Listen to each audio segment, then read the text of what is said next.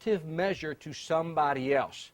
The numbers are not accurate because if you put the Alexa toolbar on your browser, you'll see that your rankings will go up because they count. Yeah, it's a longer story. Read the article. But suffice it to say that you want to move up. I think this is good if you just want to use a relative measure of who gets traffic. For example, you now know, because I showed you the website, right, that at this ranking, I get about 123 unique visitors a month, at least for this month, right? That kind of gives you an idea. So if somebody ranks higher than me, higher is a lower number, right? Higher is a lower number. So if somebody ranks higher than me, well, you know they're getting that much more. Okay? So it's a good relative measure. Get it? Good. Any other questions? Yes? My book will be published probably by the 15th of March.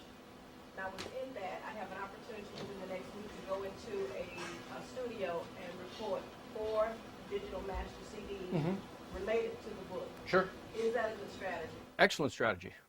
Excellent strategy. Again, then you can package the book and the audio and then sell them together. And again, if you're going to sell them at an event, one of the things I learned is you don't sell your book at the event. You sell your audio and you'll throw in the book. Because what people will do is that they'll buy the book and say, I don't need the audio. So all you can charge for a book is $15, right? Here's another tip. This one's the money tip. Because I learned this when I was like, damn, that's good. See, I don't do books anymore. I do manuals. Why? Why? Yeah, because a book has a perceived value, $15, more or less, right? 20, 25 bucks, whatever. But a manual, that's a how-to. Well, that's a little more expensive. That's like 99 bucks, right? Real stuff. It's real stuff. Yeah, it's real stuff. I mean, it's more how-to. But that's why you see that a lot of people sell manuals and not books. It's a higher perceived value, right? You got it. You put the manual with the CD, and people want, and when you go to an event, just don't bring your book. If you're going to bring your book, just throw it in as a giveaway. But don't sell the book, because human nature will always take the path of least resistance. I'll say, I'll take the book because I can learn from there. Right? Good.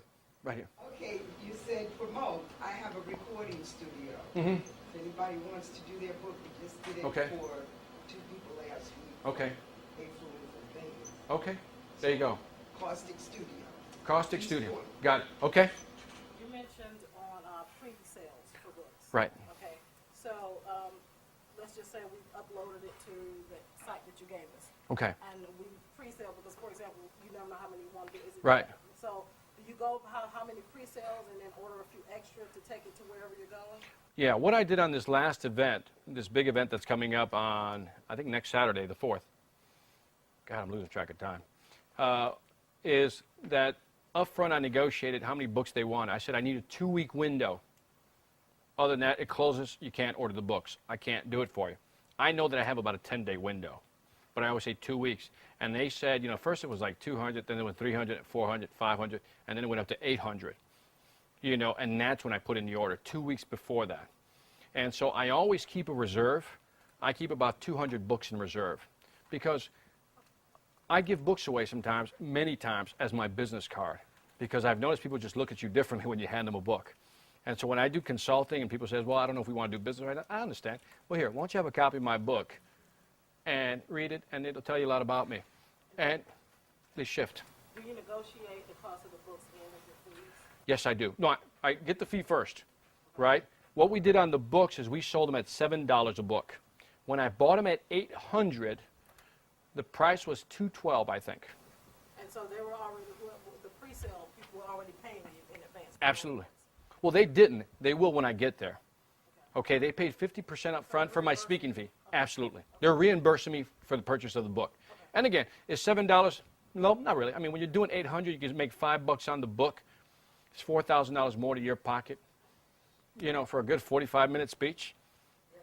For a damn good 45-minute speech, I might add. So, yeah, I mean, that's it. Any other questions? Yes? So, if you have more than one website on the same IP, that can reduce the ranking you said. Right. Now, let's say you built up, you know, like my website is beachparker.com, just to Right. brand myself. Right. And it's on all my business cards that have gone out, so Right. I know that site. So if I was to try to get a more keyword-rich domain, would I be shooting my, because I can't shut down imagefurniture.com. Right. Just like by the way, I can't shut down the logicofsuccess.com because it ranks so high. Right. So would they be working against each other then? If I, like, let's say I want to get improvspeaker.com. Right.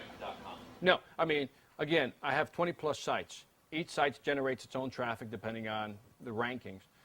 What I try to do is make sure that even though they're both motivational, is that it's dissimilar information. Okay, in other words, I don't just cookie cutter the information and copy it over and just rename the site. Okay, so I'll talk about leadership here. I'll talk about more motivation, but I do have some leadership programs. Do you see how I do it? So if you want to get the comedy side of your business, as we talked about, maybe you want to put something on for the comedy side and then another one for the college market, you know, which could be the main site you have now. What I did is I registered like top Hispanic speaker, top motivational speaker, top college speaker, top keynote speaker, and I just did different. Do they all have a different layout, design, and everything? Yes. I mean, it's not like radical. And I haven't modified those in about, I'm going to say 2 years, so they're a little dated. No. Some are similar in layout, but what I've noticed is I'm not banking on those sites, but they seem to pull in traffic. So, you know, again, you don't understand the search engines. It's a very complicated algorithm. You're trying to guess at what they're looking for. But the one thing you don't do is put deceptive information in there. You know, so I am a motivational speaker. You know, I am a trainer. That information is in there. What they don't like is when you put something that has nothing to do with your topic, but yet your keyword's saying that. What happens with a lot of people, the reason, by the way, the reason the 1 year mark is interesting as far as registering it for 1 year, what was happening in the past is that people would actually register a domain, right? Let's say leadership.com or leader something, whatever. They'd put that information on there, get the site indexed, okay? And as soon as it was indexed, they convert it over to a not so healthy site, if you know what I mean. And that would torque the search engines off. That's why they're suspicious of 1 year sites. And what they do, you just can't get a site and put one page, like just the home page. That's a doorway page. And you will not get ranked on a doorway page. It has to have multiple pages underneath it. And is that true also for one-page sales letter sites? I think so. Absolutely. So you'd have Yeah. pages. I have sub-pages. If you see, I have like 3 sub-pages. One is frequently asked questions. One is my bio. And the other one is the content outline. Okay? So it's about 4 pages total.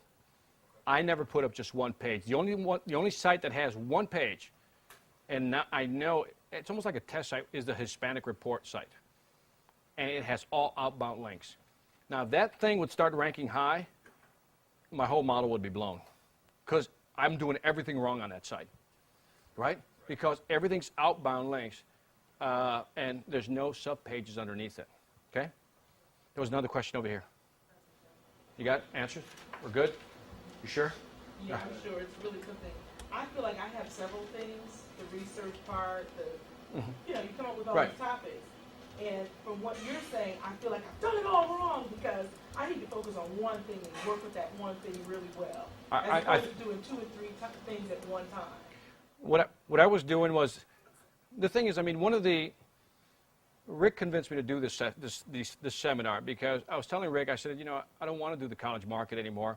I'm good at the internet marketing stuff. I don't really want to do it anymore. He says, I really want to focus in the sales. And, obviously he's a good salesman. No, let's do it. But my one thing, like I said, as the beginning of January, is just going to be sales training. So I'm consistent with my philosophy, say I'm just doing that, and that's it. And I think that is already starting to bear fruit because it allows you to brand yourself easier, and that's easier. So when you deal, am I right, Jay? So when you deal with, it's like she knows, she's got it. Okay, you're a sales guy, you're a sales trainer, sales motivator, bam, I got you. I can work with that. And when somebody comes to your site, I know what she does. As soon as I see your site, I have to know. I don't have to guess. I don't want to guess. We don't have the patience. You ever see people click off pages? You do it, right? Don't we? Like, damn, I don't get this. Click, frustration, right? Click, frustration.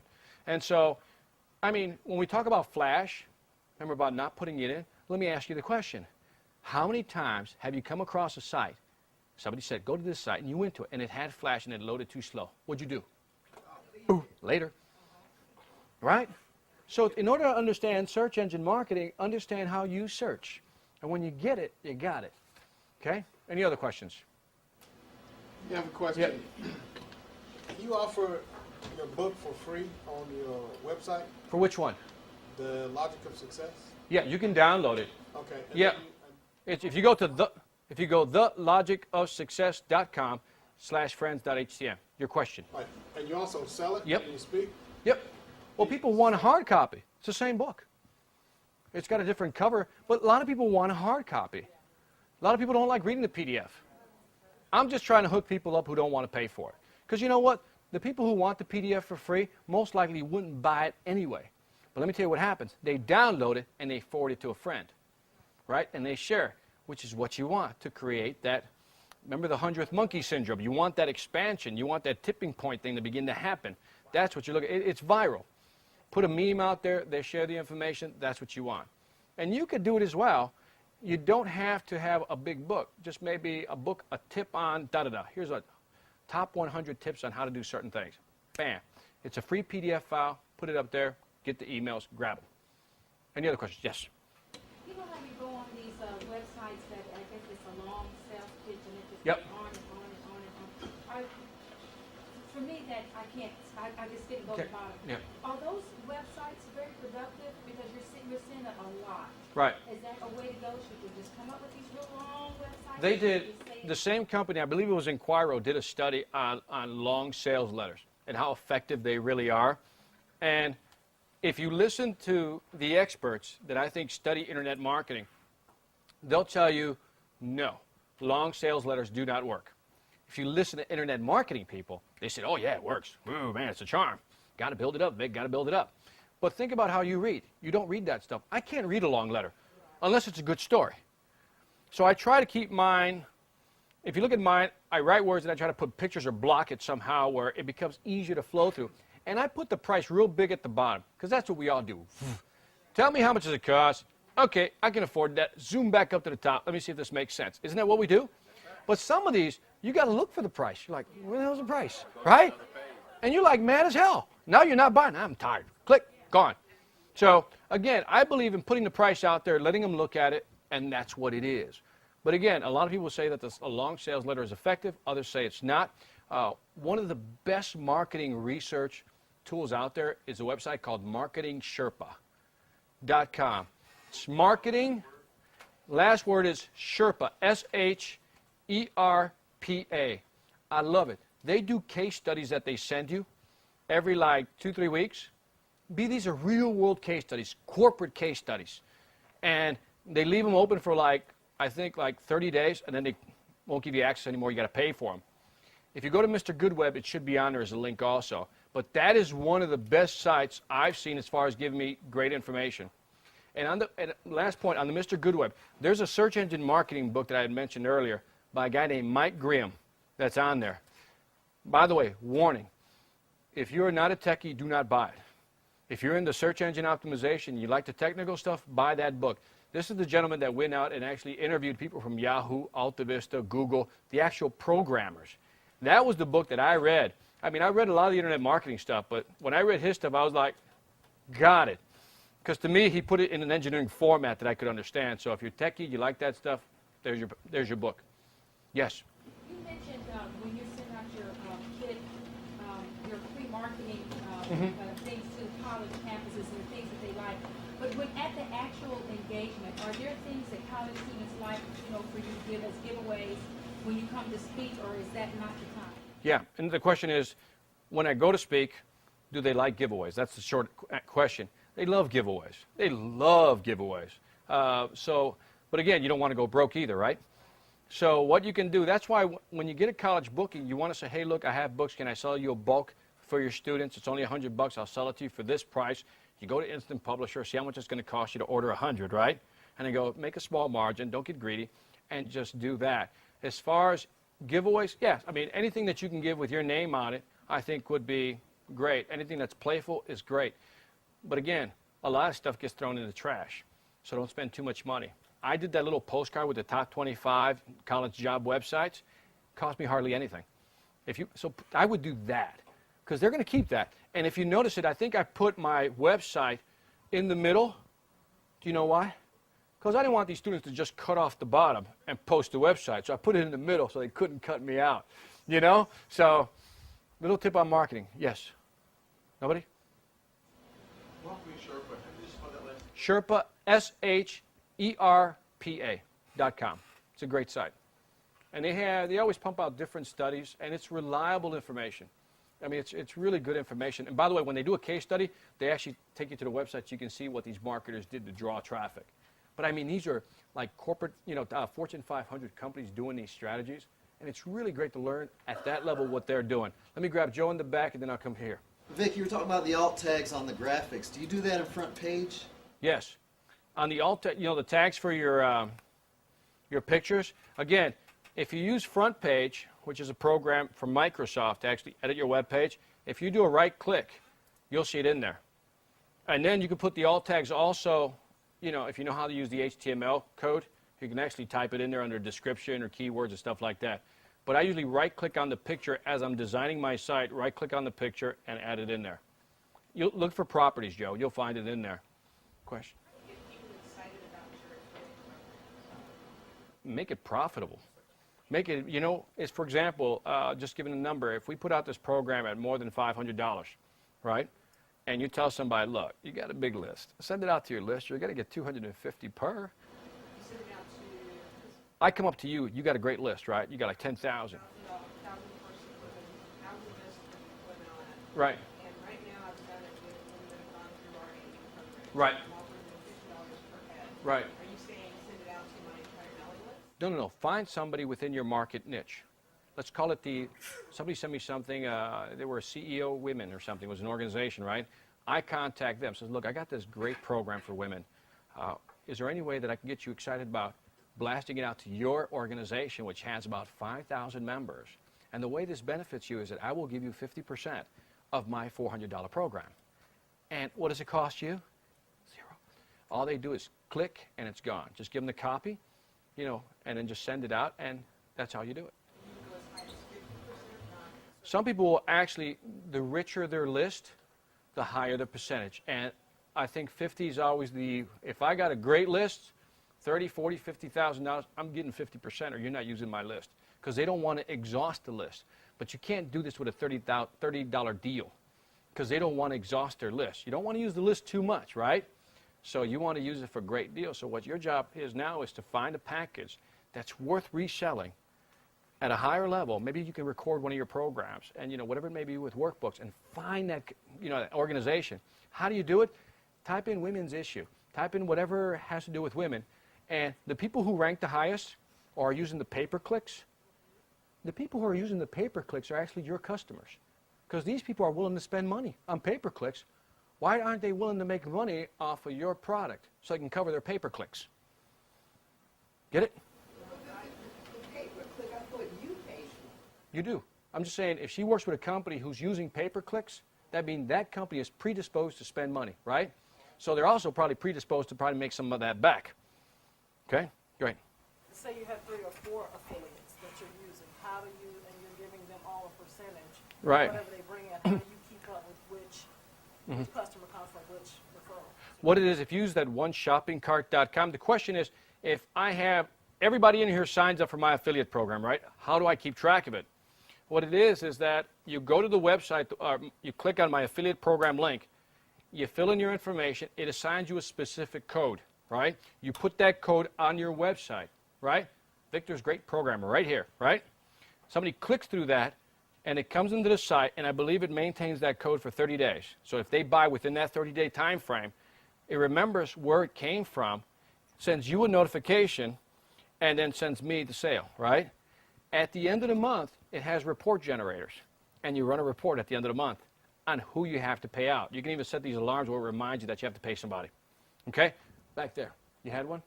You had mentioned that doing a book of quotes is a good idea. Right. Any copyright issues with that? I don't think so, because most of if you go, there's a lot of quote websites, and again, you're not making the quote yours. If you don't put the person's name, then you got an issue. But, if you're Mark Twain, I don't think he's going to be after you. Do you know what I mean? Just stuff like that. Ben Franklin, I think you're good. So you can actually do the quote book, but also look at that, again, the public domain stuff on the Gutenberg project. Okay? Any other questions? All right. You guys have been great. Thank you very much.